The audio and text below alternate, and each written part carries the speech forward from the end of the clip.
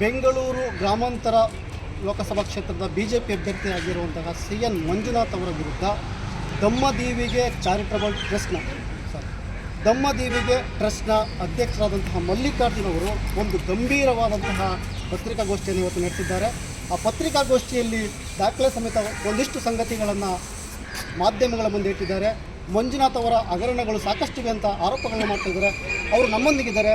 ಅವರೊಂದಿಗೆ ಇವತ್ತು ಏನು ಆರೋಪಗಳನ್ನ ಮಾಡಿದ್ದಾರೆ ಅವುಗಳ ವಿವರಗಳನ್ನು ಪಡೆಯೋಣ. ಸರ್, ಏನಿದು ಆರೋಪ? ಯಾಕೆ ಮಂಜುನಾಥ್ ಅವ್ರ ವಿರುದ್ಧ ಈ ರೀತಿ ಆರೋಪಗಳನ್ನ ಮಾಡ್ತಾಯಿದ್ದಾರೆ? ಏನು ನಿಮ್ಮ ಸಮಸ್ಯೆ? ಸರ್, ಈಗ CN ಮಂಜುನಾಥ್ ಅಂತಕ್ಕಂಥವ್ರು ಜಯದೇವ ಹಾಸ್ಪಿಟ್ಲಲ್ಲಿ ನಿರ್ದೇಶಕರಾಗಿ 17 ವರ್ಷಗಳಿಂದ ಕೆಲಸ ಮಾಡಿಕೊಂಡು ಬಂದಿದ್ದಾರೆ.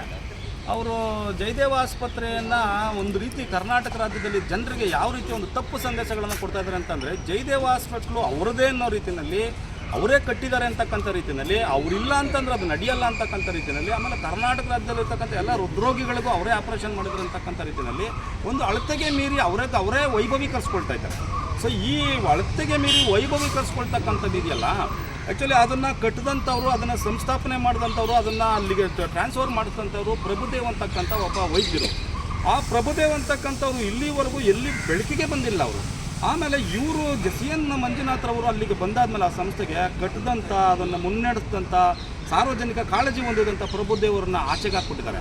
ಅದ್ರ ಜೊತೆಗೆ ಇವತ್ತು ಏನೋ ಒಂದು 17 ವರ್ಷಗಳಿಂದ ಇವರು ಬೇರೆ ಯಾರಿಗೂ ಕೂಡ ಅಲ್ಲಿ ಸೇವಾ ಜ್ಯೇಷ್ಠತೆ ಇರ್ತಕ್ಕಂಥ ವೈದ್ಯರುಗಳಿಗಾಗಲಿ ಮತ್ತು ಅಲ್ಲಿ ಹಾಸ್ಪಿಟ್ಲಲ್ಲಿ ಕೆಲಸ ಮಾಡ್ತಿರ್ತಕ್ಕಂಥ ಇತರೆ ಯಾರಿಗೇ ಆಗಲಿ, ಸಾಮಾಜಿಕ ಕಾಳಜಿ ಹೊಂದಿರತಕ್ಕಂಥವ್ರಿಗಾಗಲಿ, ವೈದ್ಯ ವೃತ್ತಿಯನ್ನೇ ಉಸಿರಾಗಿ ಸರ್ವಸ್ವವನ್ನು ತ್ಯಾಗ ಮಾಡಿ ಜಯದೇವ ಕಟ್ಟಿರ್ತಕ್ಕಂಥವ್ರು ಯಾರಿಗೂ ಕೂಡ ಅಲ್ಲಿ ನಿರ್ದೇಶಕರಾಗಲಿಕ್ಕೆ, ಡೈರೆಕ್ಟರ್ ಆಗಲಿಕ್ಕೆ ಮತ್ತು ಅಲ್ಲಿ ಆಯಕಟ್ಟಿನ ಜಾಗವನ್ನು ಅಲಂಕರಿಸೋದಕ್ಕೆ ಅವಕಾಶನೇ ಕೊಟ್ಟಿಲ್ಲ.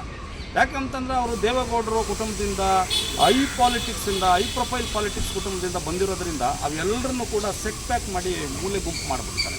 ಸೊ ಆ ಎಲ್ಲ ಕ್ರೆಡಿಟ್ಸ್ಗಳನ್ನು ಕೂಡ ಇವರೊಬ್ಬರೇ ತೊಗೊಂಡ್ಬಿಟ್ಟಿದ್ದಾರೆ.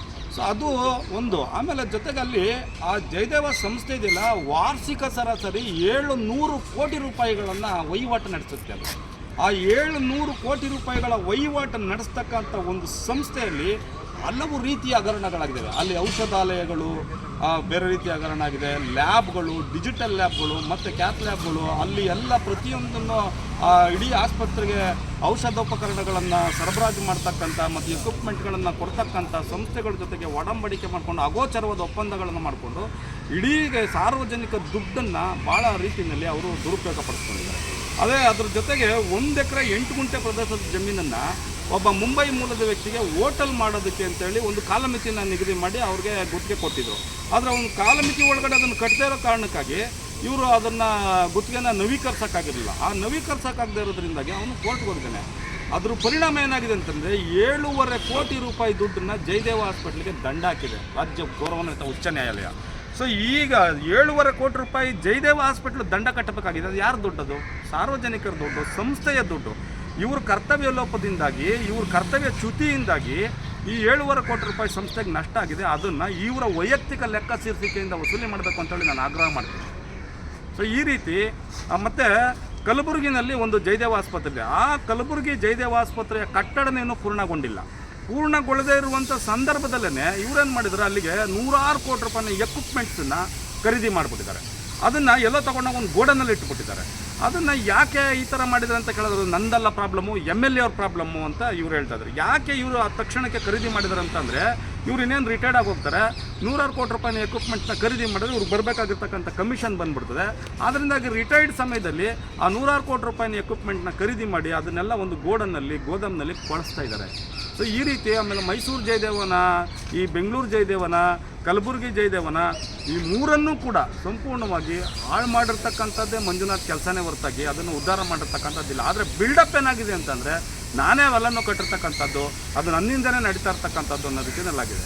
ಸರ್, ಈ ಚುನಾವಣಾ ಸಂದರ್ಭದಲ್ಲಿ ಬಂದಿದ್ದೀರಾ, ಎಷ್ಟು ದಿನ ಯಾಕೆ ಇದ್ರ ಬಗ್ಗೆ ಪ್ರಶ್ನೆಯನ್ನು ಮಾಡಿದ್ದೀರಾ, ಎಲ್ಲಿಗೆ ಹೋಗಿದ್ದೀರಿ?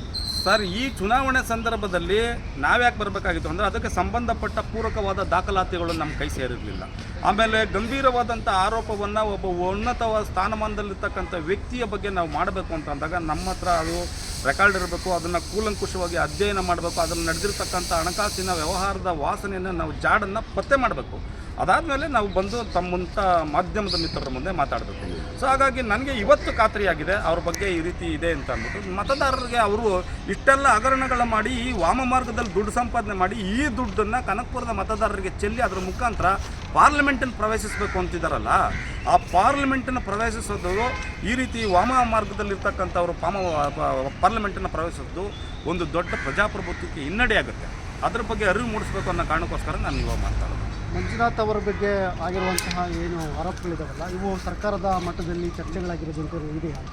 ಸರ್ಕಾರದ ಮಟ್ಟದಲ್ಲಿ ಅವರು ಸ್ವಲ್ಪ ಪ್ರಬಲವಾದಂಥ ಕೋಮಿಂದ ಬಂದಿರತಕ್ಕಂಥದ್ರಿಂದ, ಆಮೇಲೆ ರಾಜಕೀಯದಲ್ಲಿ ಪ್ರತಿಯೊಂದನ್ನು ಕೋಲಿಯನ್ಸ್ ಗೌರ್ಮೆಂಟಲ್ಲಿ ಅವ್ರ ಭಾವ ಅವ್ರ ಮಾವ ಎಲ್ಲರೂ ಕೂಡ ಭಾಗಿಗಳಾಗೋದ್ರಿಂದ ಅವರು ಅಂಥ ದೊಡ್ಡ ಮಟ್ಟದ ಚರ್ಚೆಗೆ, ದೊಡ್ಡ ಮಟ್ಟದ ಕಟ್ಟುನಿಟ್ಟಿನ ಕ್ರಮಕ್ಕೆ ಶಿಫಾರಸ್ಸಾಗಿಲ್ಲ.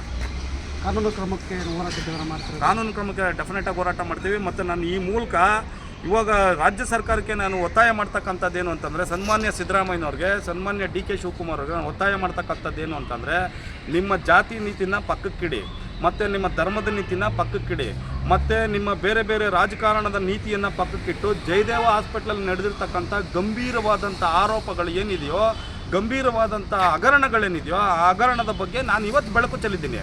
ನೀವು ಯಾವುದೇ ನಾವು ನಿರ್ಭೀತಿಯಿಂದ ನಾನು ಆಗ ಮಾಡ್ತೀವಿ ಈಗ ಮಾಡ್ತೀವಿ ಅಂತ ಹೇಳ್ತಾ ಇದ್ದೀರಲ್ಲ, ಸರ್ಕಾರ ಕಟ್ಟುನಿಟ್ಟಿನ ಕ್ರಮ ತಗೋತೀವಿ ಅಂತ. ಕಟ್ಟುನಿಟ್ಟಿನ ಕ್ರಮವನ್ನು ಸಮಗ್ರ ತನಿಖೆಗೊಳಪಡಿಸಬೇಕು.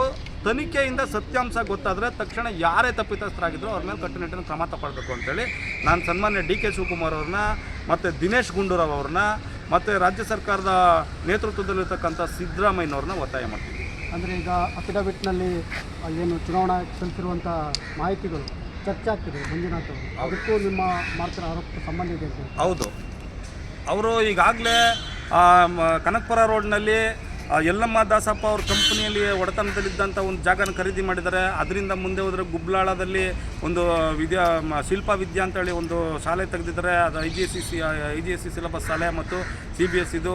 ಮತ್ತು ಮಾನ್ವಿ ಕನ್ವೆನ್ಷನ್ ಹಾಲ್ ಅಂತ ಹೇಳ್ಬಿಟ್ಟು HSR ಲೇಔಟ್ನಲ್ಲಿ ಫಸ್ಟ್ ಸೆಕ್ಟರ್ನಲ್ಲಿ ಸುಮಾರು ಒಂದು 2.5-3 ಕೋಟಿ ರೂಪಾಯಿ ತಿಂಗಳಿಗೆ ಬಾಡಿಗೆ ಬರ್ತಕ್ಕಂಥ ಜಾಗ ಇದೆ ಅವ್ರದ್ದು. ಅದನ್ನೆಲ್ಲವನ್ನು ಘೋಷಣೆ ಮಾಡೇ ಇಲ್ವಲ್ಲ ಅವರು. ಅದೆಲ್ಲವನ್ನು ಚುನಾವಣಾ ಆಯೋಗಕ್ಕೆ ಯಾಕೆ ಮುಚ್ಚಿಟ್ಟಿದ್ದಾರೆ? ಆಮೇಲೆ 100 ಕೋಟಿ ರೂಪಾಯಿ ದುಡ್ಡು ಅವ್ರಿಗೆಲ್ಲ ನೀವು ಲೆಕ್ಕ ಮಾಡಿದ್ರೆ 8 ಕೋಟಿ ರೂಪಾಯಿ ದುಡ್ಡು ಆಯ್ತದೆ. 100 ಕೋಟಿ ದುಡ್ಡು ಸಂಪಾದನೆ ಮಾಡಿದ್ದಂಗೆ ಅವರೇ ಹೇಳಿದ್ದಾರೆ. ಅದು ವೀಕೆಂಡ್ ವಿತ್ ರಮೇಶ್ ಅವ್ರ ಜೊತೆನಲ್ಲಿ ನಾನು ನೋಡಿದ್ದೀನಿ ಅದನ್ನು. ನಮ್ಮ ಅಪ್ಪ ಮಾಡಿದ ತುಂಬ ಬಡವರು, ನಮ್ಮಪ್ಪ ಭಾಳ ಬಡವರು, ನಮ್ಮ ತಂದೆ ನನಗೇನು ಇರಲಿಲ್ಲ, 1-2 ಎಕರೆ ಜಮೀನೆಲ್ಲ ಉಳುಮೆ ಮಾಡ್ತಕ್ಕಂಥ ಡ್ರೈ ಲ್ಯಾಂಡ್ ಕೊಟ್ಟಿದ್ದಾರೆ ನಮ್ಮಪ್ಪ ಅಂತ ಹೇಳಿದ್ದಾರೆ. ಆದರೆ ಇವತ್ತೇನು ಹೇಳ್ತಾ ಇದ್ದಾರೆ, ನಮ್ಮಪ್ಪ 100 ಎಕರೆ ಜಮೀನ್ದಾರರು, 100 ಎಕರೆ ಕೊಟ್ಟು ಮತ್ತೆ ಅವತ್ತೇ ಕತ್ತಾರೆ ಹೇಳಿದ್ರು ಅವರು. ಅದನ್ನು ನಾವು ಯೋಚನೆ ಮಾಡ್ಬೇಕಲ್ಲ. ಆಮೇಲೆ ನಾನು ಓದಿದ್ದು ಒಂದು ಬಡವರ ಶಾಲೆಯಲ್ಲಿ, ಆ ಶಾಲೆ ಮುರಿದು ಬಿದ್ದೋಯ್ತಾ ಇದೆ ಅಂತೇಳಿ ಅವರೇ ಆ ಶಾಲೆಯನ್ನು ತೋರಿಸ್ತಾರೆ. ಅಂಥ ಬಡತನದಲ್ಲಿ, ಕಡು ಬಡತನದಿದ್ದಂಥ ವ್ಯಕ್ತಿ ಇಷ್ಟು ಶ್ರೀಮಂತ ಆಗಿದ್ದಂಗೆ. ಓಕೆ, ಇದಿಷ್ಟು ಮಲ್ಲಿಕಾರ್ಜುನ್ ಅವರ ಮಾತುಗಳು. ಮುಂದೆ ಸರ್ಕಾರ ಇದ್ರ ಬಗ್ಗೆ ಕ್ರಮ ತಗೊಳುತ್ತಾ ಅಥವಾ ಮಂಜುನಾಥ್ ಅವರಿಗೆ ಇದಕ್ಕೆ ಉತ್ತರವನ್ನು ಕೊಡ್ತಾರಾ ಕಾದು ನೋಡೋಣ. ವಿಡಿಯೋ ಜರ್ನಲಿಸ್ಟ್ ದೇವರಾಜ್ ರಾಯಬಾಗಿ ಜೊತೆ ಯತಿರಾಜ್ ಬೇಲಹಳ್ಳಿ, ಬೆಂಗಳೂರು.